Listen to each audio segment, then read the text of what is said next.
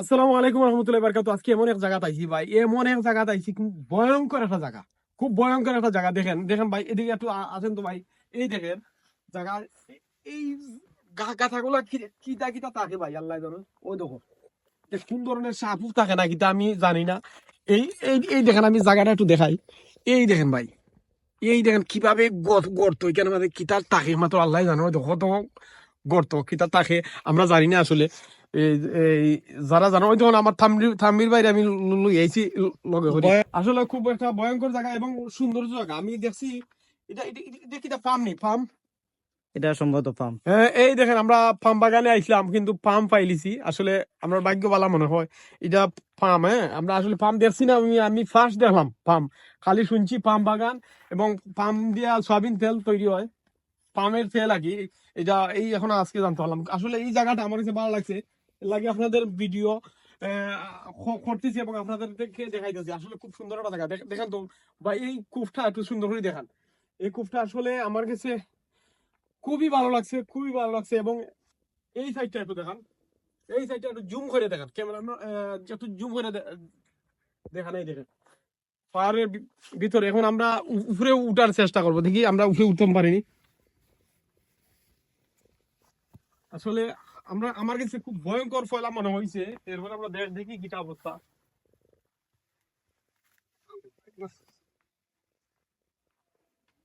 বাবা রে বাবা, ও ভাই এখানে উঠতে পারতাম না। ওটা সম্ভব হইতো না, ধরার কিছু নাই। সম্ভাবনায় উঠাই বলবো।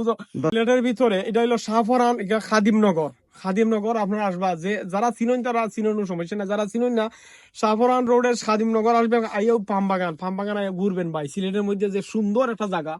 আসলে এই জায়গা তিনি এখনো মনে হয় ফার্ম হয় না নাকি, একটা পাইছি তো। পাম এখনো উত্তোলন হইছে না, এখনো উত্তোলন হয়েছে না। আসলে বাণিজ্যিক ভাবে উত্তোলন হইছে না। খুব সুন্দর একটা জায়গা। আপনারা ভালো ভালো লাগলে আইবা।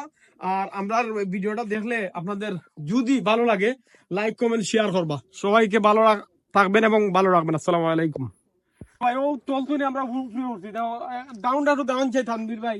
ও দেখো তলতুনি আমরা উঠে উঠছে, মানে আমরা এমন ফেরেশানি আইছে, এখান থেকে বললে অবস্থা শেষ।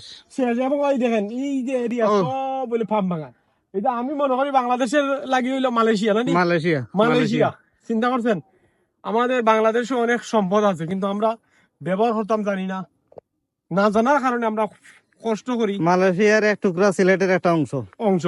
আসলে আমরা খুব কষ্ট করার কারণে হইলে আমরা জানি না তো। আমরা আরো দক্ষ হইতে হইব। একটা ভিডিও দেখছিলাম, এক ভাই এখন শিক্ষিত উন্নত দেশের মানুষ হইলো শিক্ষারে একটা সাইডে রাখে, এটা তার চলার লাগি।